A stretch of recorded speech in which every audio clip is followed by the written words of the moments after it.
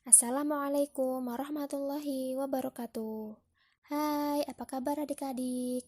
Kali ini kita akan belajar tentang sistem pencernaan manusia dengan Kak Vinda. Di sini kita akan mengetahui tentang organ-organ pencernaan manusia, enzim, dan fungsi-fungsinya. Sistem pencernaan merupakan tempat di mana proses kompleks pengolahan makanan menjadi nutrisi yang diserap tubuh. Sistem pencernaan manusia dimulai dari mulut dan berakhir di anus. Pada gambar ini, pada organ-organ pencernaan manusia ada mulut, kelenjar ludah, kerongkongan, hati, lambung, kantung empedu, pankreas, usus halus, usus besar, rektum, dan anus. Sebelum kita belajar tentang organ-organ pencernaan manusia, kita akan belajar proses pencernaan mekanik dan proses pencernaan kimiawi. Proses pencernaan mekanik merupakan proses pencernaan makanan yang dilakukan dengan gerakan-gerakan seperti mengunyah, menelan, memompa, menghancurkan, dan meremas makanan. Pencernaan mekanik bertujuan untuk mengubah ukuran makanan menjadi lebih kecil. Contohnya, pencernaan mekanik yaitu pada mulut. Kita akan mengunyah, menghancurkan, dan menelan makanan menjadi kecil-kecil. Selanjutnya adalah proses pencernaan kimiawi. Proses pencernaan kimiawi adalah proses pencernaan makanan yang melibatkan enzim.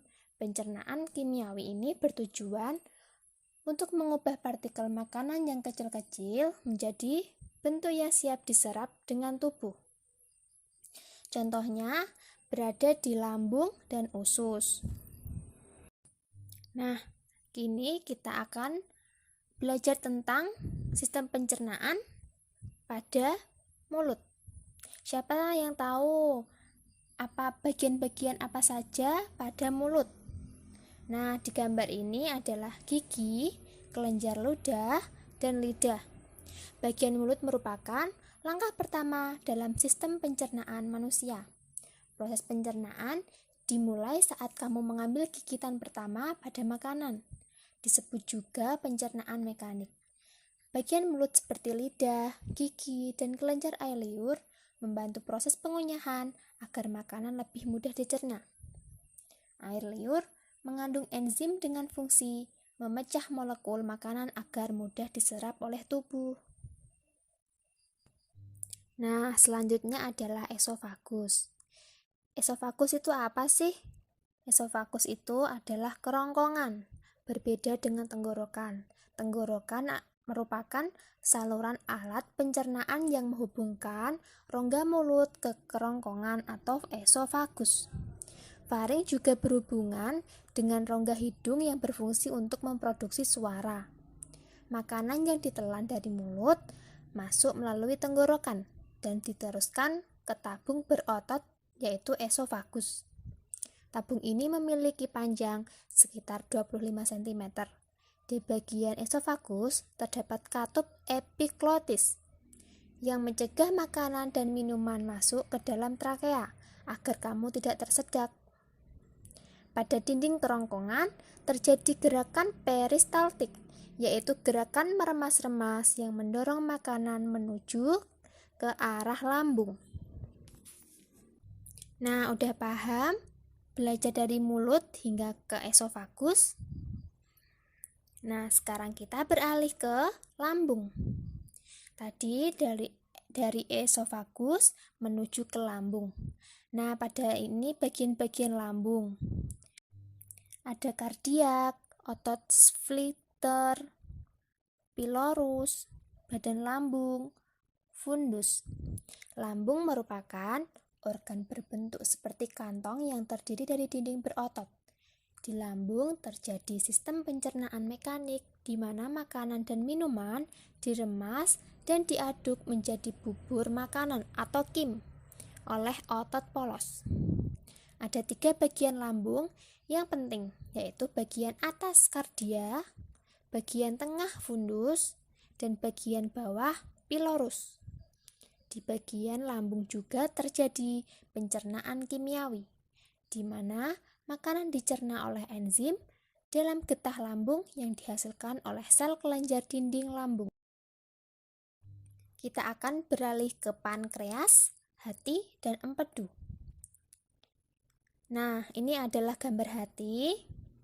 Yang hijau ini adalah kantung empedu, dan yang kuning bulat-bulat itu adalah pankreas. Hati adalah organ pelengkap dalam sistem pencernaan karena akan membentuk cairan empedu yang diperlukan dalam proses pencernaan lemak.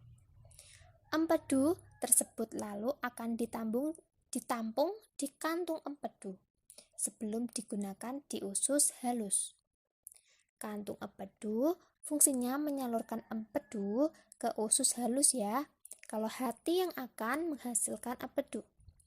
Pankreas berfungsi untuk memproduksi enzim pencernaan untuk mencerna karbohidrat, protein, dan lemak di usus halus. Jadi yang menghasilkan empedu adalah hati. Kantung empedu fungsinya menyalurkan empedu ke usus halus.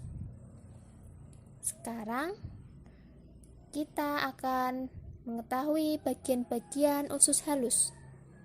Usus halus ada 3 bagian, yaitu duodenum, jejunum, dan ileum. Usus halus merupakan sistem pencernaan manusia terpanjang dengan panjang sekitar 670 cm sampai 760 cm. Penyerapan nutrisi paling banyak terjadi pada saluran pencernaan ini. Usus halus terdiri dari 3 bagian penting yang masing-masing memiliki fungsi yang berbeda dalam pencernaan makanan. Duodenum atau usus 12 jari.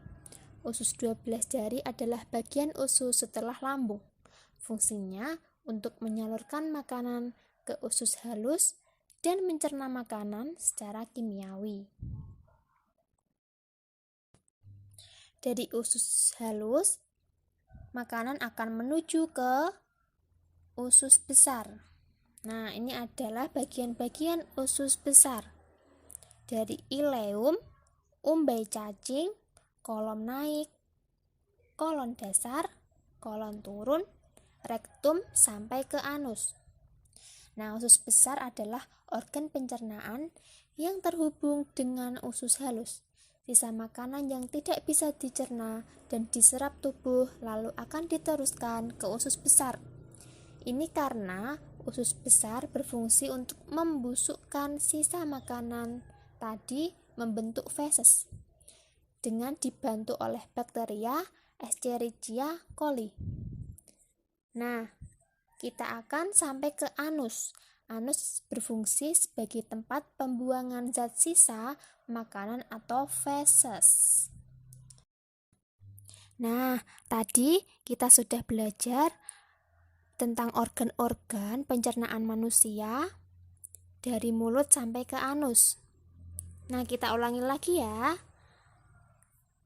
Pencernaan manusia dari mulut ke esofagus, ke lambung, ke hati, empedu, dan pankreas, ke usus halus, usus besar, dan anus.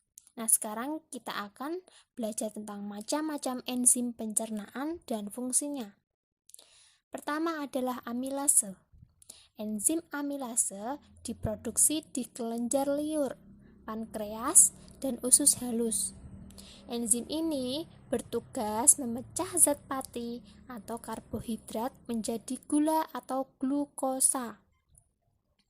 Saat makanan yang mengandung karbohidrat dikunyah, kelenjar liur di dalam mulut akan menghasilkan amilase. Selanjutnya adalah protease. Enzim protease adalah enzim pencernaan yang bertugas untuk memecah protein dalam makanan menjadi asam amino atau amino acids. Enzim ini diproduksi di lambung, pankreas, dan usus halus. Terdapat beberapa jenis enzim protease. yaitu pepsin atau enzim pencernaan utama di lambung, tripsin dan kimotripsin. Yang ketiga adalah lipase. Lipase adalah enzim yang memiliki tugas memecah lemak menjadi asam lemak dan gliserol atau zat gula yang mengandung alkohol. Organ tubuh yang berperan dalam menghasilkan enzim ini adalah pankreas dan lambung. Enzim lipase juga ditemukan di dalam ASI. Fungsinya untuk membantu bayi mencerna molekul lemak saat menyusu. Yang keempat adalah maltase. Enzim ini diproduksi oleh usus halus dan memiliki fungsi untuk menghancurkan maltosa. Zat gula maltosa ini banyak ditemukan pada tumbuhan seperti biji-bijian, gandum, dan ubi. Laktase adalah jenis enzim pencernaan yang memecah gula laktosa. Gula ini ditemukan dalam susu dan makanan atau minuman yang terbuat dari susu. Orang dengan intoleransi laktosa seringkali disarankan untuk mengkonsumsi enzim laktase tambahan saat mengkonsumsi susu.